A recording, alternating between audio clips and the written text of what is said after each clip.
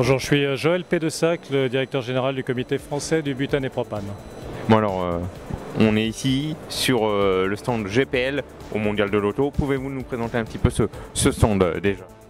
Alors bon, le stand du GPL, le GPL c'est un carburant alternatif. Ici on présente cette solution de gaz carburant qui fonctionne principalement sur des véhicules légers mais aussi des véhicules utilitaires et peut-être un jour sur des véhicules lourds.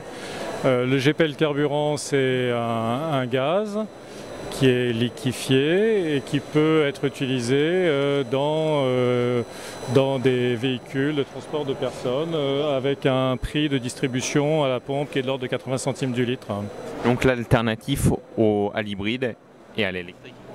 Alors c'est pas une alternative à l'hybride parce qu'un véhicule hybride peut être GPL, c'est-à-dire que la partie thermique du véhicule hybride peut fonctionner au GPL. En fait, dans un véhicule qui fonctionne au GPL, c'est une base essence. Le moteur à la base est essence et il fonctionne à l'essence et au GPL. Alors là, derrière vous, c'est une Dacia. Hein. Donc Dacia, nous avons un partenariat avec Dacia qui a décidé de lancer toute sa gamme, différents modèles de sa gamme avec une motorisation GPL.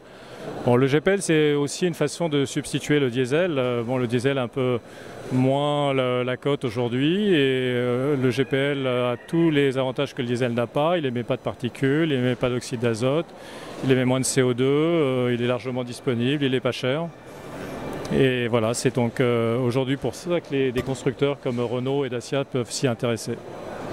D'accord. Et que représente le mondial de l'auto pour vous et pour le GPL?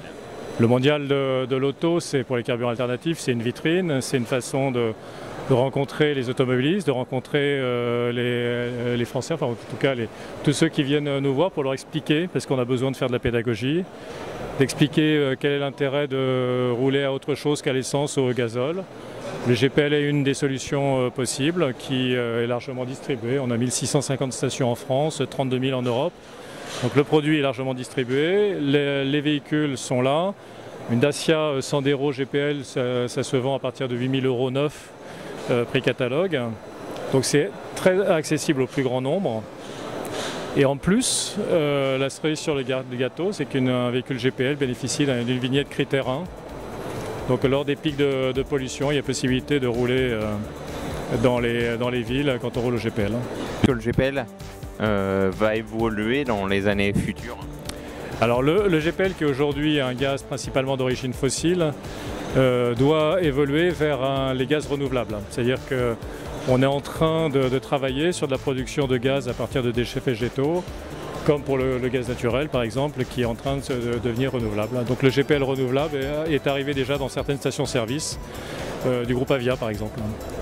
Alors là c'est pour la Dacia. On va aller de l'autre côté. Je crois que c'est une première mondiale, c'est ça?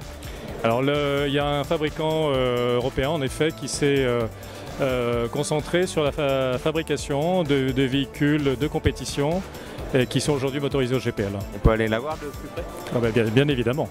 Donc le fabricant de cette voiture s'appelle Autocarlo Automobile, Monte Carlo Automobile.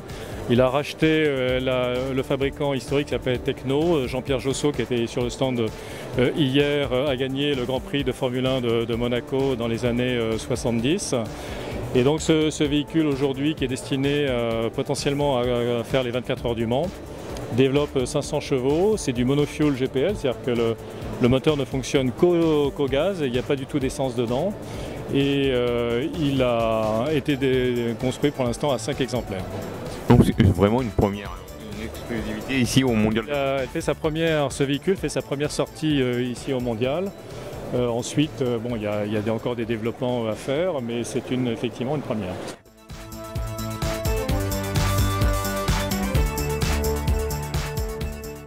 De course, donc avec des sièges baquets, très sobres. C'est vraiment pour faire de la compétition automobile et y rester pendant 24 heures. Oui, parce qu'elle est destinée, vous l'avez dit, pour faire les 24 heures du Mans. Ah, c'est pas vraiment un véhicule pour aller sur la route tous les jours, même si il est question, Ferrari fait des véhicules de même catégorie, et s'il est question de pouvoir peut-être en faire un modèle grand public. Alors bon, maintenant on est sur des très grosses motorisations, pas tout à fait adaptées aux routes françaises. Une fierté aussi d'avoir un partenariat avec ce.